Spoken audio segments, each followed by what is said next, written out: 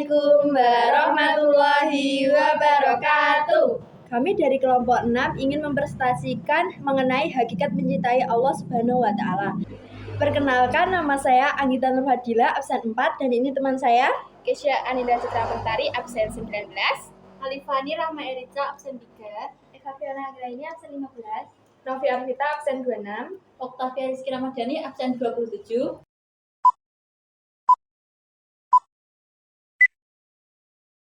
Yang pertama ada pengertian hakikat mencintai Allah. Apa itu cinta?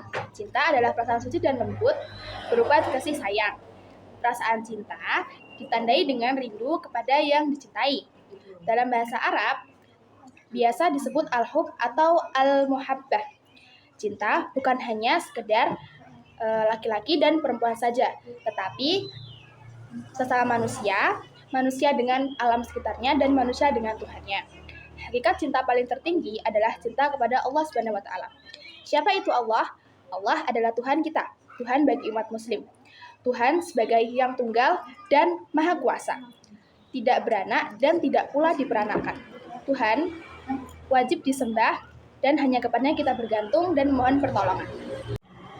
mencintai Rasulullah Shallallahu Alaihi Wasallam. Di antara tanda seseorang yang mencintai Allah Shallallahu Alaihi Wasallam terdapat Quran Surah Al-Imran Juz 3 ayat 31 yang berbunyi A'udzubillahi minasyaitonirrajim. Bismillahirrahmanirrahim.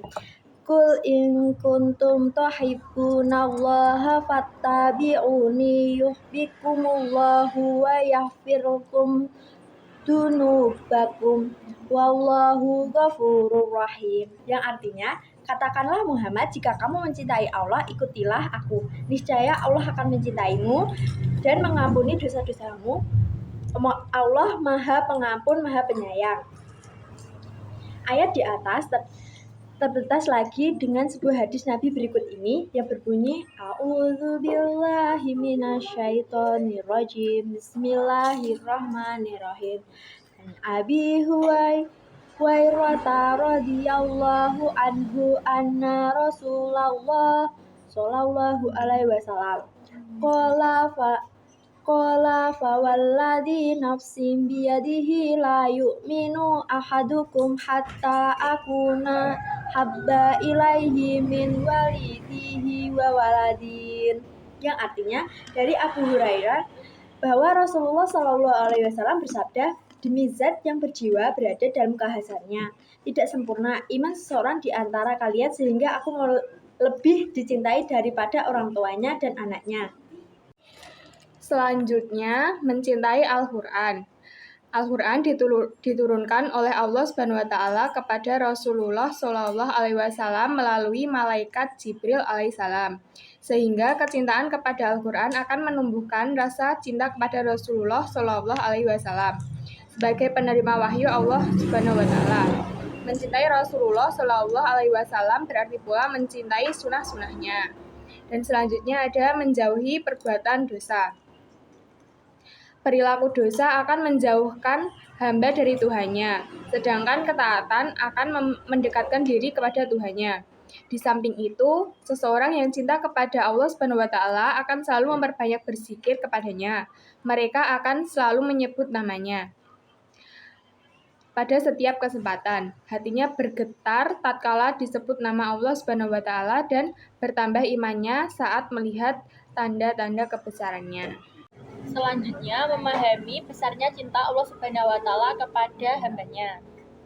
Untuk meningkatkan rasa cinta kepada Allah Subhanahu wa Ta'ala, dapat kita lihat bahwa Allah Subhanahu wa Ta'ala tak pernah berhenti memberikan nikmat kepada seluruh hambanya. Contoh, oksigen, sinar matahari, air, tanah, dan sumber daya alam lain. Meskipun manusia berbuat dosa dan maksiat, tetap saja diberikan nikmat tersebut. Terlebih bagi seorang mukmin, tentu kenikmatan tersebut akan menjadikannya semakin bersyukur. Selanjutnya, mendahulukan perkara yang dicintai Allah Subhanahu wa Ta'ala. Apapun yang dicintai oleh Allah Subhanahu wa Ta'ala akan lebih diutamakan oleh seseorang yang mencintai Allah Subhanahu wa Ta'ala. Cintanya kepada Allah akan mewujudkan pengorbanan yang mengagumkan. Selanjutnya, tak gentar menghadapi hinaan.